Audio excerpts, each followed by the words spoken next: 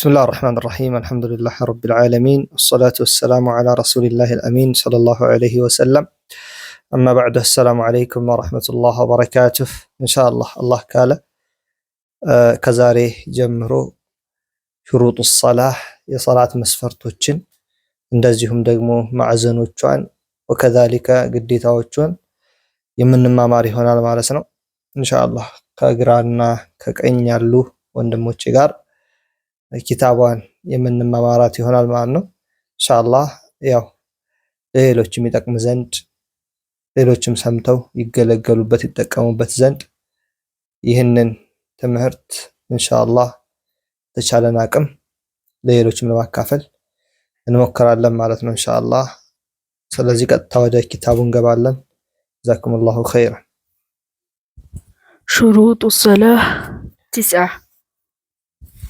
مرحبا شروط الصلاة የሶላት መስፈርቶቹ تسعة ዘጠኝ ናቸው ይላሉ እንግዲህ ወደዚህ ከመግባታችን በፊት የኪታቧ ስም شروط الصلاة وأركانها وواجباتها የሚል ሲሆን شروط الصلاة ብሎ ማለት የሶላት መስፈርቶች ማለት ነው የሶላት መስፈርቶች ሲባል መስፈርት ብሎ ማለት ቅድመ ሁኔታ ማለት ነው አንድ ነገር ተቀባይነት ሊያገኝ ዘንድ ከአላህ ተባረከ ወተዓላ ዘንድ ማሟላት ያለብን መስፈርቶች አሉ ለምሳሌ ሐጅ ለማድረግ ማሟላት ያለባቸው መስፈርቶች አሉ ሰላት ለመስገድ ማሟላት ያለባቸው መስፈርቶች አሉ ዘካ ለማውጣት ማሟላት ያለባቸው መስፈርቶች አሉ መሳሰሉ ዒባዳዎችን ለመስራት ማሟላት ያለባቸው መስፈርቶች አሉ አርካን ብሎ ማለት ሩክን የሚለው ጀመዕ ወይም ስብስብ ሲሆን አርካን ብሎ ማለት ደግሞ ስራው ላይ ከገባን በኋላ ወሳኝ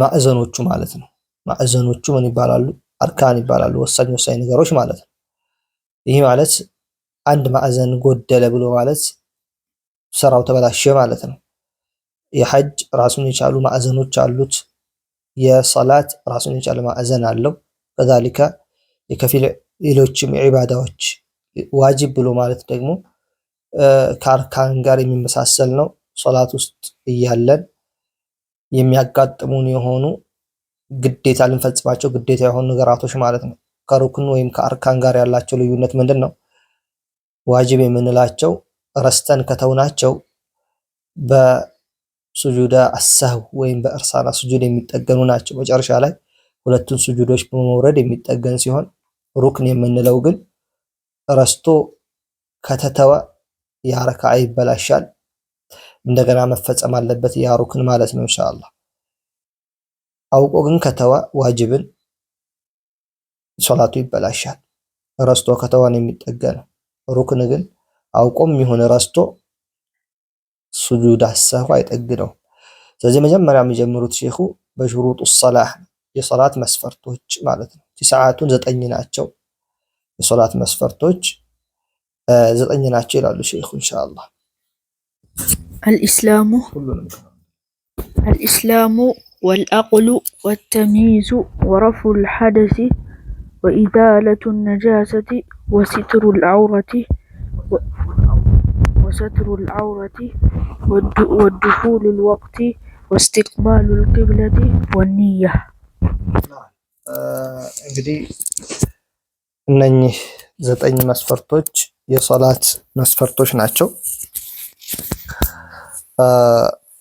የመጀመሪያው እስልምና ነው ኢስላም ነው አንድ ሰው እስልምናን ካልተቀበለ ወይም ደግሞ የተውሂድ ባለቤት ካልሆነ ይሄ ሰው የሚሰራው ስራ ተቀባይነት የለውም ሶላት ብቻ አይደለም ማንኛውም ስራ ስለዚህ ሙስሊም ያልሆነ ሰው ሶላትን ቢሰግድ ትርጉም የለውም ስለዚህ ሶላቱ ተቀባይነት ሊያገኝ ዘንድ አንድ አካል መጀመሪያ እስልምናን መቀበል አለበት ሙስሊም መሆን አለበት ከሽርክ የጠራ የተውሂድ ባለቤት መሆን አለበት ሁለተኛው ደግሞ ወልዓቅሉ አቅል ነው ግንዛቤ ነገራቶችን መገንዘብ መቻሉ የአቅል ተቃራኒ ምንድነው ናም ያው እብደት ነው እብድ የሆነ ሰው ቢሰግድ የሚሰግደውን ነገር እያሰበ እያወቀ ስላልሆነ የሚሰግደው ሶላቱ ተቀባይነት ጋር አይወልም ሌላኛው ወተሚዝ መለየትም ይሄ ማለት የህፃን ተቃራኒ ማለት በጣም ህፃን የሆነ ሰው ልጅ ቢሰግድ ቢገለባበጥ ሱጁድ ስናደርግ ተከትሎ ቢያደርግ፣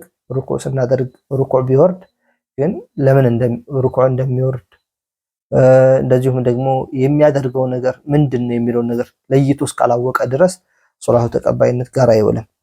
ሌላኛው ወረፍዑል ሐደስ ውዱ ፍችን ማስወገድ ማለት ምን ማለት ነው? ውዱ ከሌለን ውዱ ማድረግ ማለት ነው። ይሄ ቅድመ ሁኔታ ነው። ሌላኛው ወኢዛለቱን ነጃሳን ማስወገድ ከአካላችን ላይ ወይም ደግሞ ከምንሰግድበት ቦታ ወይ ከልብሳችን ላይ ነጃሳ ካለ ያን ማስወገድ የሶላት ቅድመ ሁኔታ ነው። ሌላኛው ወሰትሩል ዐውራ ሀፍረተ ገላን መሸፈን። ወሰትሩ መሸፈን ዐውራ ሀፍረተ ገላን እንግዲህ ሀፍረተ ገላ ብሎ ማለት ሶላት ውስጥ ስንጀምር ሶላቱን መታየት የሌለባቸው ቦታዎች አሉ። እነዛን መሸፈን ማለት ነው። ኢንሻአላህ ለወደፊት ሁሉም በዝርዝር ስለሚመጣ እንመለከተዋለን። ሌላኛው ወድኹሉል ወቅቲ ጊዜ መግባት አለበት። ጊዜ ሳይገባ ሶላት ቢሰገድ ትርጉም የለውም። ዙሁር ሳይገባ ለምሳሌ ዙሁር የሚገባው 7 ተኩል ከሆነ 6 ሰዓት ላይ ወይ 7 ሰዓት ላይ ዙሁር የሚሰግድ ተቀባይነት የለውም። ሰዓቱ ሲገባ መሆን አለበት ማለት ነው። ወድኹሉል ወቅቲ ነዓም፣ ይሄ እንግዲህ ግድ ነው። ሌላኛው ወስቲቅባሉል ቂብላ ስንሰግድ ቂብላን መቅጣጨት፣ ከቂብላ ተቃራኒ ሆነን ወይም ከቂብላ አቅጣጫ ዘወር ብለን ሌላን አቅጣጫ ይዘን የምንሰግድ ከሆነ አሁን ሶላታችን ተቀባይነት ጋር አይውልም። ሌላኛው ንያ ማሰብ። ለምሳሌ አንድ አካል ሶላትን የመሰለ ነገር ሊሰራ ይችላል፣ እንደ ሶላት ሊንቀሳቀስ ይችላል፣ ግን ንያው ሶላት አይደለም፣ ስፖርት ነው። ስፖርትን ነይቶ የሶላትን እንቅስቃሴ ቢያደርግ፣ ሩኩዕ ቢያደርግ በትክክል ሱጁድ ቢያደርግ በትክክል ሶላቱ ተቀባይነት ጋር አይውልም። ሶላት ልሰግድ ነው ብሎ ማሰብ አለበት በውስጡ፣ ይሄ ንያ የሚባለው ነገር ማለት ነው።